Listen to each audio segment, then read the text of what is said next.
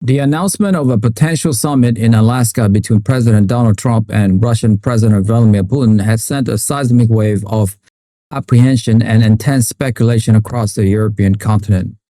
For European leaders from Lisbon to Tallinn, such a high-stake bilateral meeting set against the stark, isolated backdrop of the Arctic represents a moment of profound uncertainty and potential peril. The core of the European anxiety is not the dialogue itself, which many would concede is necessary, but the nature of the diplomacy favored by President Trump, personal, transactional, and often conducted with a notable disregard for traditional alliance and established diplomatic protocol. The continent is haunted by the specter of a grand bargain struck between the two leaders, a deal made over the heads of the European allies that could fundamentally reorder the security architecture that has been in place for decades. This fear is deeply rooted in history and in the contemporary reality of the brutal war in Ukraine, a conflict in which Europe has an existential stake. The choice of Alaska, a location geographically and symbolically distant from the heart of European security concerns, only amplifies the sense that Europe could be relegated from a key partner to a concerned spectator in decisions that will directly shape its future. The most immediate and terrifying implication for Europe revolves around the war in Ukraine. A one-on-one meeting between Trump and Putin could lead to an America-first solution to the conflict that is completely detached from the principles that Europe has fought to uphold. European nations, particularly those in the European Union, have remained remarkably united in their positions that a just and lasting peace can only be based on the full withdrawal of Russian troops and the restoration of Ukraine's sovereignty and territorial integrity.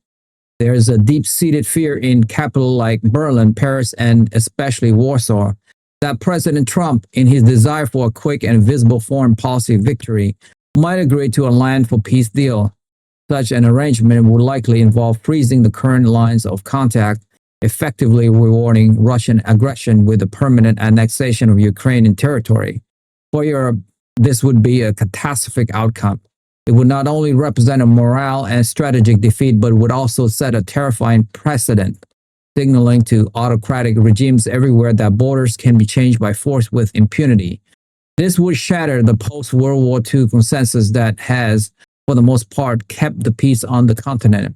The cohesion of the Western response to the invasion would instantly fracture, as it is unlikely that countries like Poland or the Baltic states would ever accept such a deal, potentially creating deep and lasting fissures within both NATO and the European Union. This potential for unilateral American shift in policy puts the North Atlantic Treaty Organization, the bedrock of European security, under an unprecedented level of strain. President Trump's past criticism of the alliance, his complaints about defense spending by European members, and his transactional view of security guarantees have already created a persistent undercurrent of anxiety. A private deal with Putin would be seen by many allies, particularly those on NATO's eastern flank, as a confirmation of their worst fear that the American security guarantee under Article 5 is not absolute, but conditional. The leader of Estonia, Latvia, Lithuania, and Poland would watch the Alaska summit with extreme trepidation. For these nations, the American commitment is not a matter of abstract policy, but of national survival. A deal perceived as appeasing Putin would lead them to question the credibility of the entire alliance and would almost certainly trigger a desperate scramble for alternative security arrangements. This could conclude the formation of smaller regional defense pacts and a dramatic acceleration in their own military buildup.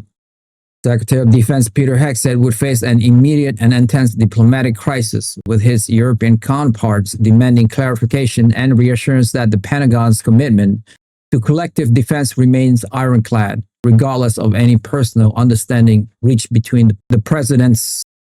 The very foundation of trust upon which NATO is built would be shaken to its core.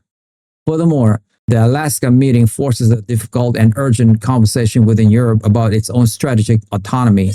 For years, particularly championed by leaders in France, the idea of a Europe that can act independently on security and defense matters has been a topic of discussion. A Trump-Putin summit that sidelines European interests would act as a powerful catalyst, transforming this long-term ambition into an immediate and urgent necessity.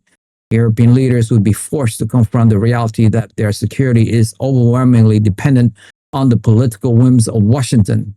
This realization would likely lead to a renewed and more serious push for the development of a common European defense capability, including greater investment in military hardware, the integration of defense industry, and the creation of a unified command structure.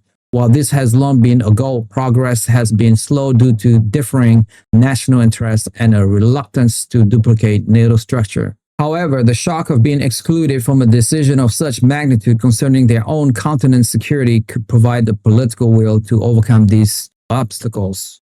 The meeting could paradoxically lead to a stronger and more independent European defense pillar, but one forged from a crisis of confidence in its primary security partner, the United States. The choice of Alaska also brings the strategic competition in the Arctic and the High North into sharp focus, an area of growing importance for many European nations. The melting ice caps are opening new shipping lanes and access to vast natural resources, turning the regions into a potential flashpoint for geopolitical rivalry.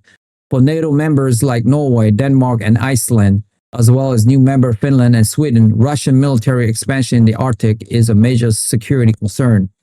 A bilateral meeting in Alaska could signal an attempt by Washington and Moscow to establish sphere of influence in the region, again without the full participation of other Arctic nations. European countries with interests in the Arctic would be concerned that a deal could be struck on issues like freedom of navigation, resource exploitation, or military deployment that could be detrimental to their interests. The security of the North Atlantic, a vital artery for trade and military reinforcement for Europe, is inextricably linked to the stability of the High North. Any understanding reached between Trump and Putin regarding the Arctic would therefore have direct and immediate consequences for European security and economic interests, making the exclusion from the discussion all the more alarming.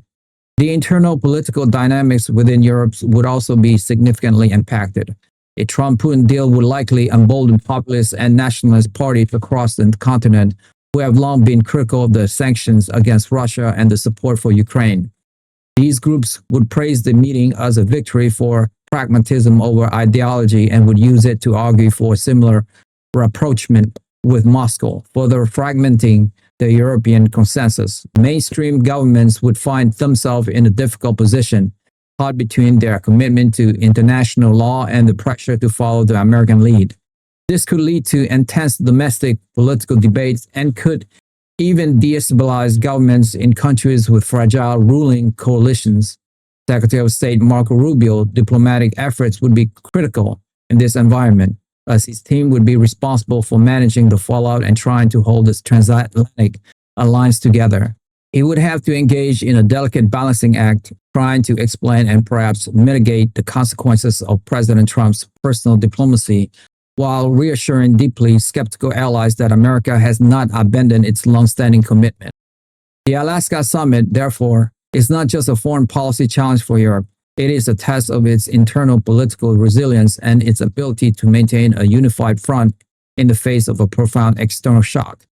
The outcome of the meeting will reverberate through the hall of power in every European capital, forcing a fundamental reassessment of what it means to be an ally of the United States and how Europe must position itself in a new and more uncertain world. Many of my listeners, like 70%, haven't subscribed to my YouTube channel. And so many of you don't even know that you haven't subscribed. And that is actually what makes the show going. It's almost like you're making a donation to the show. So that's why I ask again and again, because it enables us to grow and grow and grow. And we're going for the long haul here. And listen, if this is your first time listening to World Global Conflict, you don't have to subscribe. You guys, your first one's on me. But if you have watched this show before, it's like you are a freeloader now. So all I would ask is, if you have seen this show before and you like it, help me, help my team here. Hit that subscribe and like button now, and we will continue to build this show for you. That I swear. Thank you to all of you guys who have subscribed. It means a lot to me. Thank you so much. That's all for me for today. I will see you soon. Bye for now.